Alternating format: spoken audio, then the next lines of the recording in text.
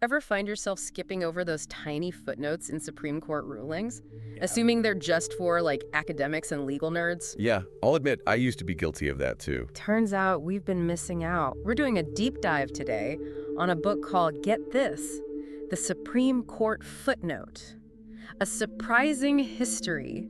And let me tell you, Surprising is an understatement. right, it totally changed how I view those little notes at the bottom of the page. It's amazing how those footnotes have evolved over time. You know, they've gone from these obscure citations to, like, in some cases, these battlegrounds for shaping how we understand the law, even public opinion. It's wild, and the cases themselves span centuries. We've got everything from those early debates about state versus federal power to, get this, Okay. a legal battle over a flooded sugarcane plantation. You're kidding. See, that's what I love about this kind of deep dive. Yeah. You uncover these seemingly minor details in legal history, Right. but they actually reflect these broader social and political currents. They give you this really fascinating glimpse into what was happening in America at the time. I'm in. Okay, so first up, 1793. Okay. The year the very first Supreme Court footnote appeared. Wow. Picture this. The ink is barely dry on the Constitution. Oh, yeah. And the case, Chisholm v. Georgia, lands on the court's docket. Prism, man. That was a landmark case, no doubt. Tell me more. You've got a citizen from one state attempting to sue another state. Georgia, in this case. Back then, this idea of state sovereignty, right? Basically, a state's right to govern itself free from outside interference. Right. That was sacred, fiercely protected. So this case really, poked the bear. Oh, big time. Yeah. And Justice James Wilson, the justice who wrote the opinion, he decides to add fuel to the fire, you could say, by using footnotes. No way. The very first use of footnotes was in a case already stirring controversy. That's a pretty bold move for 1793. It was a sign of things to come. Now, what's particularly interesting about Wilson's footnotes is that he drew on international law to make his case, which was almost unheard of in American courts at the time. So he's looking beyond America's borders for legal guidance. Interesting. He was. And it reveals a lot about his legal thinking, right? Yeah. He saw the U.S. Constitution not just in isolation, but as part of this broader system of global legal principles. Wow, that's pretty forward thinking for 1793. Right. It's like he anticipated those debates we see today about international treaties and, global human rights. Precisely. Yeah. And it just goes to show you how those early interpretations, even in something like a footnote, can have this lasting impact. Okay, fast forward a few decades, and we land smack dab in the middle of one of America's darkest chapters. Slavery. Oof. Entered Dred Scott v. Sanford. A case forever etched in history. And you're right, the footnotes in this case tell a particularly revealing story. Yeah. You see, most people, they remember Dred Scott for the ruling itself, right? That enslaved people couldn't be considered citizens. Right, and what a horrific decision that was. Absolutely. But when you dig deeper into the footnotes, you uncover another layer of contention, right? Okay. This power struggle between the states and the federal government, specifically over the expansion of slavery. So even as the case grappled with this horrific reality of slavery, Yeah. the footnotes reveal these anxieties about power and control, right? Like simmering beneath the surface. Exactly. Take Justice Peter Daniel. Okay. Staunch supporter of states' rights. Now, his footnotes in Dred Scott, they read like this passionate defense of his view that the Founding Fathers never, ever intended for Congress to regulate slavery in the territories. Why? He even pulls out quotes from James Madison, father of the Constitution himself. Talk about going deep into the weeds of history. Right. And then on the other side, you have Justice Benjamin Curtis. Yeah. His dissent in Dred Scott, powerful in its own right. But look to the footnotes. You see Curtis meticulously dismantling Daniel's arguments, point by point. Wow. He firmly believed that Congress did have the power to limit slavery's expansion. Wow, so it's like they're having this whole other argument. Oh, yeah. Shadow debate in the margins. In the margins of the opinion. Exactly. That's crazy. And it just highlights how volatile those debates about slavery and states' rights were, especially in those years leading up to the Civil War. Right. I mean, remember, this was a nation on the brink. Okay, so we've gone from the birth of the footnote in a case about state power to the heated arguments within Dred Scott. Yeah. Are you ready for something a little sweeter? Sweet. Okay, I'll bite. What do we have? So our next case, it does involve sugarcane, Okay. but I promise you the legal issues are just as fascinating. We're talking Viterbo v. Friedlander. And in this one, we leave behind the weighty matters of state sovereignty and slavery and all that, and find ourselves in Louisiana. Facing a legal dispute over a flooded sugarcane A plantation. flooded plantation. All right, you've got my attention. What makes this case stand out in the pantheon of Supreme Court footnotes?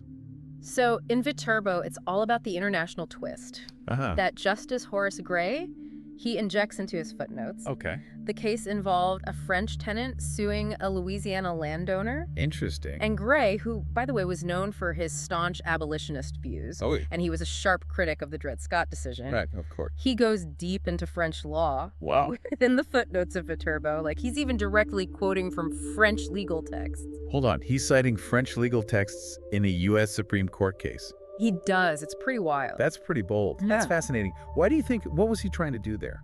Well, I think it speaks to, even back then, how interconnected legal systems actually are. Yeah. And it also shows us that even justices with these strong personal convictions, like Gray's opposition to slavery, they're still open to drawing on these diverse legal perspectives when they're making their decisions. That's a good point. It really makes you think, too, about how some things never change, I mean, this practice of citing foreign law in U.S. courts, it's still debated today. Oh, absolutely. Right. Like some people, they're adamant that American courts should only rely on American law. Right. Well, others, they say, considering these international perspectives, it's crucial, right, for staying in step with the rest of the world. So it's really interesting to see that debate playing out in the 19th century. Right. So this 19th century case about a sugarcane plantation, through this seemingly insignificant footnote, it ends up connecting to legal debates that are still happening today. It's amazing, right, how these little details can have this kind of ripple effect across time. It's wild.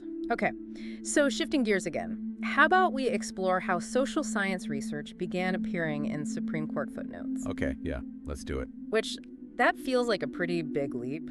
It is a big leap, it is. And it brings us to the progressive era. Okay. And the landmark case, Mueller v. Oregon. Mueller v. Oregon, big one. Yeah.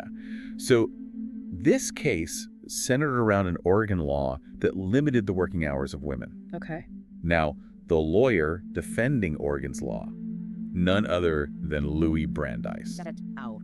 Who, of course, he later became a Supreme Court justice himself. Right. Brandeis, known for his, progressive ideals. Absolutely. It seems very fitting that he'd be at the heart of such a, pivotal case, especially during the progressive era. Absolutely.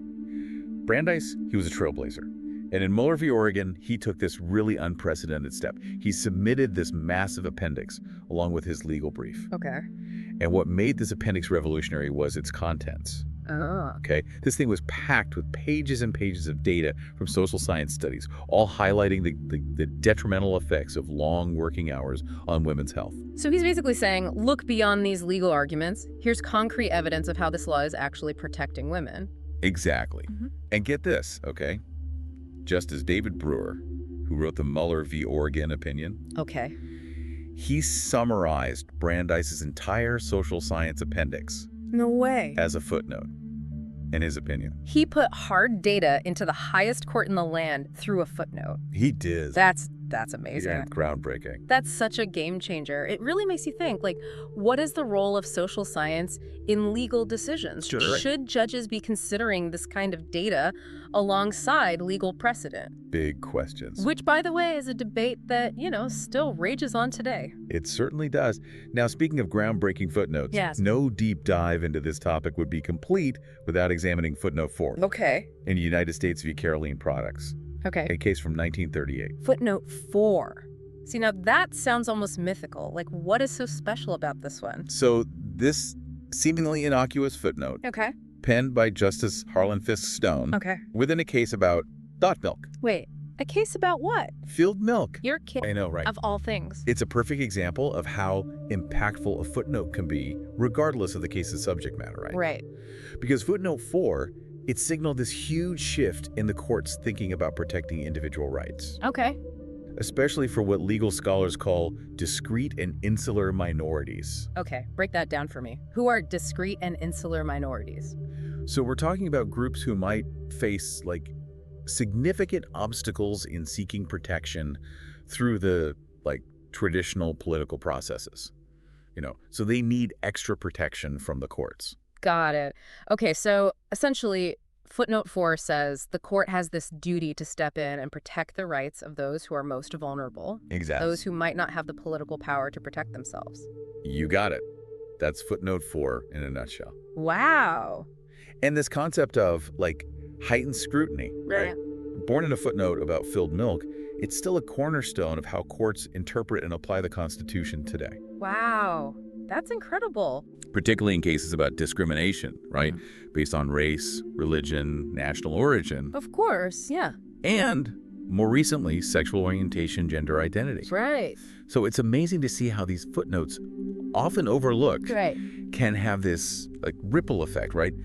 Influencing legal interpretation for generations to come. It really shows you how powerful these footnotes can be. We think of them as these mere side notes. Right. But they can actually offer this incredible glimpse into how these monumental legal decisions are made, debated, justified. Absolutely. And they remind us that even within the seemingly rigid structure of legal precedent, right? There's still room for passion, interpretation, and at times even sharp disagreement. Totally. Okay, so we've seen how footnotes have evolved from these simple citations to these battlegrounds for debating history, legal theory, social science. It's amazing. It makes me wonder, has this changed how we understand the law?